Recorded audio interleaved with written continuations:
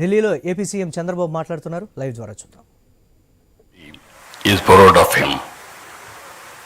He was a true Telugu bidda who reshaped the destiny of our great nation. Born in a humble family, that to farming family, he showed brilliance from a young age. He was a student leader, a freedom fighter, a scholar fluent in 17 languages. Now we are all talking, why should we learn Hindi? Not only he learned Hindi, he has learned 17 languages. That is how he has become a great man. I am very happy. Today I witnessed one of the best our museum. I really appreciate management committee. Now if you come here, who is who has brought what public policy, how it is reflecting on our lives, and also how it is going to reflect for future of all of us. If you go back again, his political journey, P.V. Narasimha Rao is a shining example of balanced and thoughtful leadership. He served the country in many important roles as a member of parliament, Chief Minister of Andhra Pradesh, as Union Minister for External Affairs, Defence, Home, and of course finally Prime Minister of India. Very few leaders have had such vast experience, who is aware of social, political and economic challenges country is facing. If you see here, post independence India, I am dividing two parts. One is from freedom to economic reforms. From economic reforms to now, post and pre-independent economic reforms. In the pre-economic reform era, before 1991, India followed a socialist economic model. Economy saw heavy regulations, restrictions known as license Raj. Foreign investments was limited and business faced a lot of hurdles. The economy grew very slowly, averaging at around 3 to 4%. These are all history.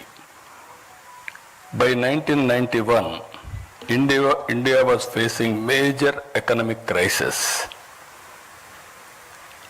By mid-1991, our foreign exchange reserves hit in all-time low, just sufficient for few weeks to import diesel and petrol. We are forced to pledge our sovereign gold.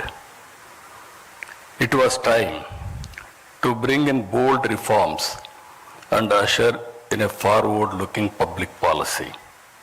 Always I consider public policy is a deadly combination. If you evolve proper public policy and execute properly, then you can transform totally country's future or state's future. If you see here, as India was facing this challenge, major global challenges in policy and reforms were shaping the world. In 1978, Deng Xiaoping, just now, Chairman has introduced P.V. Narasimha Rao, was Deng Xiaoping of India. His philosophy, economic philosophy in China, which is summarized by the famous saying, always I used to quote this quotation, it should not matter if a cat is black or white. If it catches mice, it is a good cat. We are calculating if it is black, then it is even sometimes you will go back sentiments. So that is how he made summarize. And also China had launched economic reforms and the impact of the same was seen globally now. During 1891, Mikhail Gorbachev introduced major politico-socio-economic reforms under the umbrella of perestroika and glasnost. Two big countries, two different type of reforms. These two public policies took two countries in different directions. If you see today, China and also erstwhile Russia, it is in this context that P.V. Narasimha Rao became the Prime Minister in India in June 1991. He recognized that the crisis was an opportunity and realized that India needed bold economic reforms. He went ahead and launched the economic reforms, launched the historic economic reforms, that is in 1991. He has changed the future of India. We are all here today. We are enjoying the benefits of his economic reforms, the fruits of his reforms, either education or so many things if you can go through now. Previously, that is pre-economic reforms and post-economic reforms, there is a vast difference. According to me, is a game changer. One, China Deng Xiaoping was respected in that angle. India's Deng Xiaoping, P.V. Narasimha Rao, nobody can forget his contribution for the nation.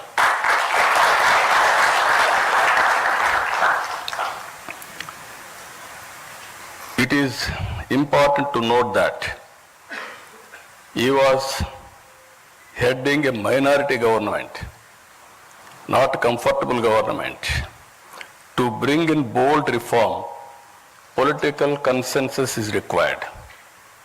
Because of his political acumen, he was able to convince all stakeholders and bring consensus across all political parties beyond their political ideologies.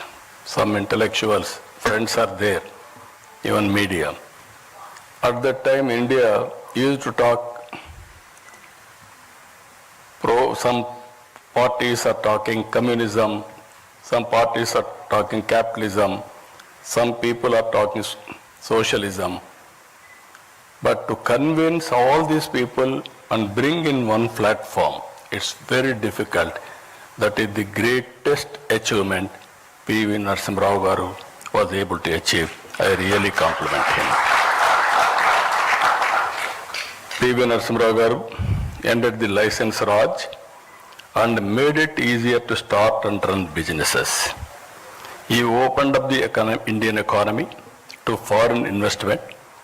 He reduced import duties, simplified taxes, and allowed private and foreign players into many sectors. He removed restrictions on trade and brought in financial reforms. Thanks to reforms, India's balance of payments crisis was addressed. Economy opened up and started slowly growing steadily.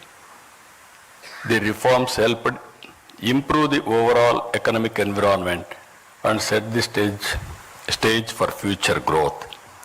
Because of these reforms, around 1995, IT revolution has come. Indians has taken first mover advantage in IT. And also today, we are having a windful gain. That is where demographic dividend. All countries are facing aging problem. Only India is having advantage by having this type of youngsters. They are the future I am 100% confident India will become very powerful in course of time. Because of this combination of three strengths: economic reforms, first mover advantage of unity, and democratic dividend, India started moving ahead. After Narasimha Rao ji, Atal Bihar Vajpayee ji laid the solid foundation for the development of physical infrastructure and telecom revolution in this country.